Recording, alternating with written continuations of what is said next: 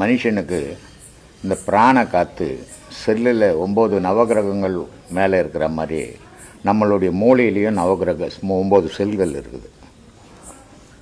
மொத்தம் 10 செல் இருக்குது. அதில் 9 செல்லு இயங்கணும். 9 செல்லு இயங்கினால் அவன் முழு ஞானி ஆகிடுவான். 3 செல்லு இயங்கினால் அஞ்ஞானி ஆகிருப்பான். 4 செல்லு 5 செல்லு இயங்கும்போது அறிவாளியாக மாறுவான். இப்படி கண்ணதாசனை எடுத்திங்கன்னா 8வது தான் படித்தார். அவரை மாதிரி கவி எழுதவே முடியல யாராலையும். எந்த காலத்துலேயும் அழியாத கவிகளை அவர் எழுதிட்டு போனார். அப்போது அவர் ஒரு பாடலில் ஒரு கேள்வி கேட்குறாரு. ஒரு மனிதன் போய்கினே இருக்கிறான் ரோட்டில். கடவுள் இறங்கி வராரு. என்னப்பா நல்லா இருக்கிறியாப்பான்றாரு. ரொம்ப சந்தோஷமாக இருக்கிறேங்க, இது மாதிரி எத்தனை வாட்டி பிறந்தாலும் பரவாயில்ல அப்படின்னு சொல்கிறாரு.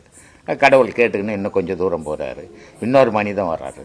என்னப்பா நல்லா இருக்கிறாங்க, ஏங்க இந்த வாழ்க்கை நான் செத்து போயிடலாங்க, கொடுமையான வாழ்க்கைன்றான். கடவுள் உடனே சிரிச்சிடுறாரு. அப்போது ஒவ்வொரு மனிதனுடைய வாழ்வும் ஒவ்வொரு மாதிரி நடந்துக்கின்னு போகுது. அவன் எண்ணத்துக்கு ஏற்ற மாதிரி அந்த வாழ்க்கை பயணங்கள் தொடருது. இது கண்ணதாசனுடைய வாழ்க்கையில் ஒரு படிக்காத ஒரு மேதை இவ்வளோ பாடல்கள், காலத்தால் அழிக்க முடியாத பாடல்களை எழுதிட்டு போனார் அவர். அது பக்தி பாடலாக இருந்தாலும், காதல் பாடலாக இருந்தாலும், இல்லற பாடலாக இருந்தாலும், தத்துவ பாடலாக இருந்தாலும், அத்தனை பாடலையும் அவர் எழுதினார். இது அறிவு கூர்மை.